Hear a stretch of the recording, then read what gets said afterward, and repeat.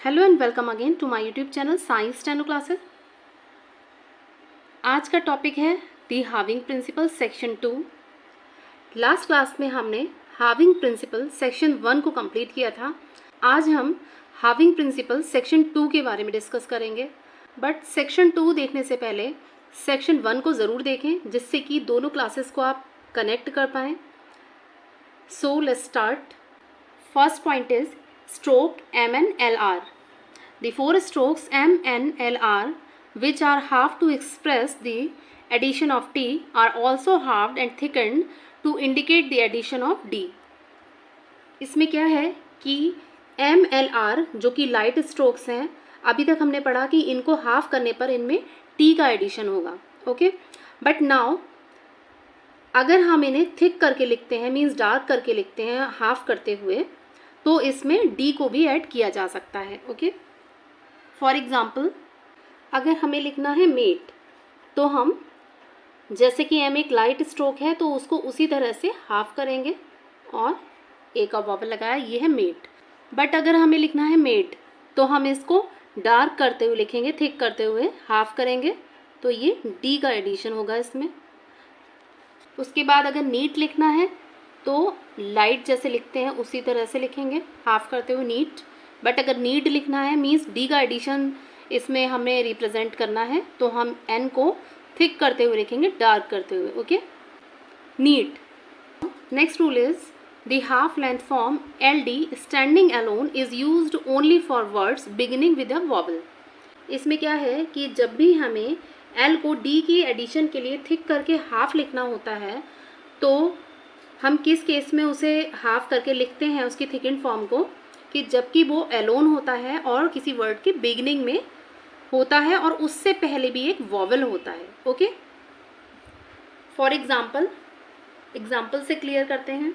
अगर हमें लिखना है एल्ड, तो हमने इसको थिक करके लिखा, and you can see in this example कि एल जो है वो एलोन है, उसको थिक करके हमने हाफ किया है D के एडिशन के लिए, और उससे पहले भी एक वॉवल है, इसलिए ये रूल हमने फॉलो किया है। ओके, उसके बाद अगर आता है ओल्ड, तो इसमें भी LD एलोन है, तो हमने L को थिक करके हाफ किया और O का वॉवल लगा दिया, ओल्ड। नेक्स्ट एग्जाम्पल है सोल्ड, तो इसमें LD एलोन नहीं है, इसमें एक और स्ट्रोक आया है, तो हम इसको फुल स्ट्रोक में लिखेंगे, S का सर्कल लगाएंगे, L लिखा and D। Okay, sold. Styled लिखना है तो ST का लूप लगाया, L and D, styled. Okay, next point is when a vowel occurs between LD और between RD, both consonants must be written in full.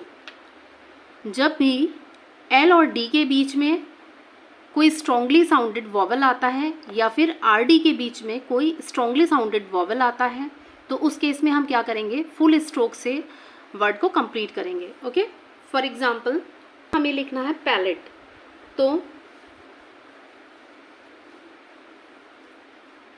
PL and D, pallet. Okay, क्योंकि इसमें E का जो है strongly sounded vowel है, इसके बिना अगर इसको हम ओमिट करेंगे तो हम वर्ड को क्लियरली कंप्लीट नहीं कर सकते। ओके, तो इस केस में हम फुल स्ट्रोक लिखेंगे। बट अगर हमें लिखना है पेल्ड, तो इसमें E का जो वॉवल है ये बहुत लाइट साउंडेड है, तो इसके बिना भी हम कंप्लीट कर सकते हैं, सो दैट इसमें हम हाविंग प्रिंसिपल अप्लाई करेंगे। पेल्ड लिखना है तो P एंड LD थिक करके लिखा, ये है पेल्ड। ओके, अगर हमें लिखना है मैरिड, तो इसमें स्ट्रॉन्गली साउंडेड वॉवल है, जैसा कि आपको प्रोनाउंसिएशन से ही क्लियर हो रहा है, मैरिड, तो M R and D, married. Okay, but अगर लिखना है मार्ड, तो हम किस तरह से लिखेंगे, इसमें हाविंग प्रिंसिपल को अप्लाई करेंगे, M लिखा एंड R को थिक करके लिख दिया, ये है मार्ड।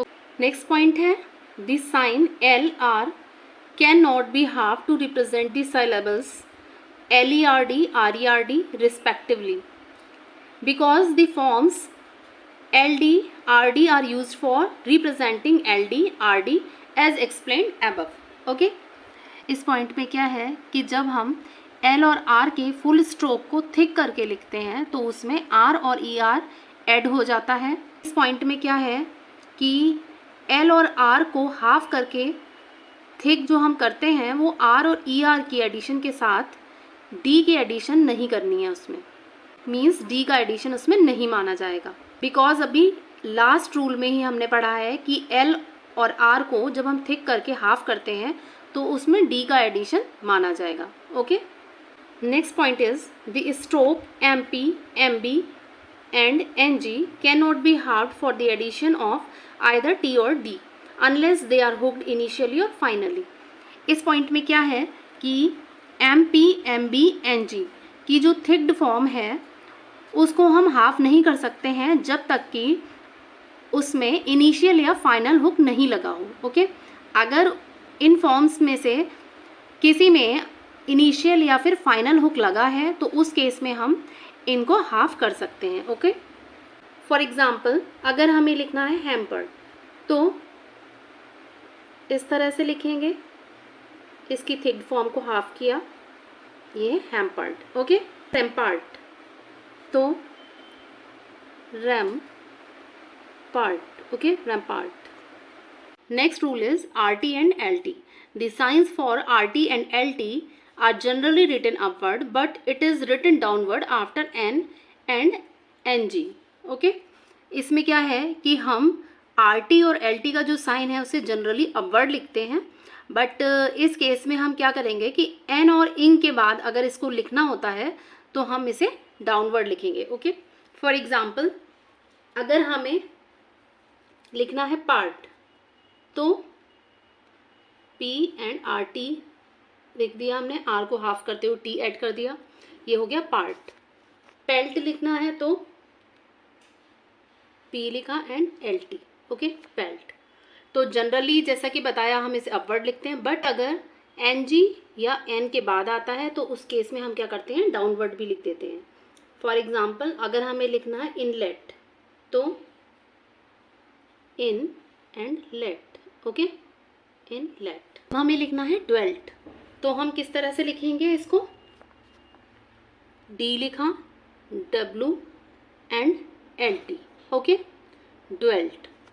अगर W के बाद में L आता है और L के बाद में कोई वॉवल नहीं आता है तो उस केस में हम इसको डाउनवर्ड लिखते हुए हाफ करेंगे। Okay, next rule is the light sign upward R may be used for RD when it is not convenient to write downward R with halving principle. Okay, इसमें क्या है कि जब किसी वर्ड में हमें डाउनवर्ड R को हाफ करके लिखना कन्वीनियंट ना हो D के एडिशन के लिए तो उस केस में हम क्या कर सकते हैं कि हम अपवर्ड R को हाफ करके उसमें D का एडिशन भी मान सकते हैं। ओके, फॉर एग्जाम्पल अगर हमें लिखना है लार्ड तो हम इसको इस तरह से लिखेंगे, L एंड R में हाविंग प्रिंसिपल अप्लाई करेंगे।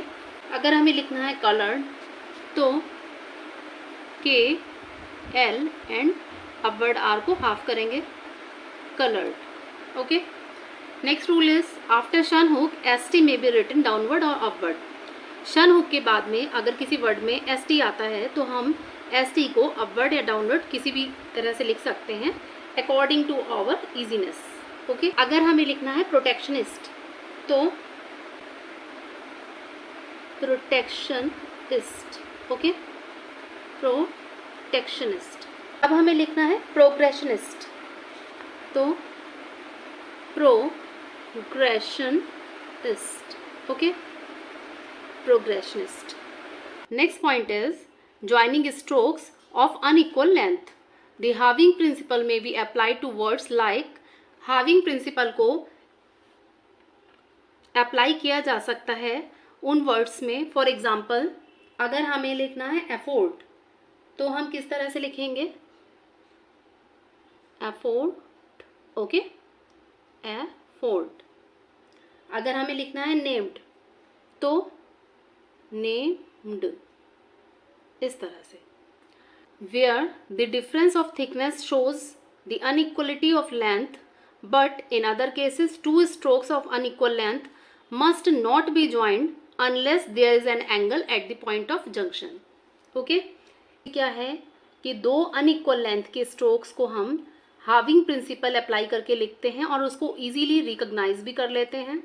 बट जब इक्वल लेंथ के स्ट्रोक्स को हमें एक साथ लिखना होता है तो उस केस में हम क्या करते हैं कि स्ट्रोक्स की फुल आउटलाइंस को यूज करते हैं। ओके, फॉर एग्जाम्पल अगर हमें लिखना है कुक्ड तो इसमें 2 के आएंगे, इक्वल लेंथ के हैं इसलिए हम इसको फुल लेंथ में लिखेंगे। ओके, ये हो गया कुक्ड। अगर लिखना है लुक्ड तो लुक्ड इस तरह से लिखेंगे। अगर लिखना है प्रॉप्ड तो प्रॉप्ड इस तरह से। ओके, अगर फैक्ट तो इस तरह से लिखेंगे फैक्ट। ओके, इन एग्जाम्पल्स में हमने हाविंग प्रिंसिपल को अप्लाई किया है अनइक्वल लेंथ में। एफ जो है वो फुल लेंथ में है एंड आर को हाफ किया गया है। ओके, इसमें भी अनइक्वल लेंथ है स्ट्रोक्स की तो हमने हाविंग प्रिंसिपल अप्लाई किया है। बट अगर इक्वल लेंथ होती है तो कंफ्यूजन ना क्रिएट हो उसके लिए हमें क्या करना है कि हमें फुल लेंथ में स्ट्रोक को लिखना है। Okay, next point is half size T और D is always disjoint when immediately following the stroke T और डी। हाफ साइज टी और डी को हम हमेशा डिसजॉइन करेंगे। किस कंडीशन में करेंगे कि जब हाफ साइज टी और डी जो हैं वो टी और डी स्ट्रोक के जस्ट आफ्टर आ रहे हो, उस केस में हम इसको डिसजॉइन करेंगे। ओके, फॉर एग्जाम्पल अगर हमें लिखना है एटीट्यूड तो किस तरह से लिखेंगे एटी एंड ट्यूड। ओके, इस तरह से। अगर लिखना है ट्रीटेड तो ट्री एंड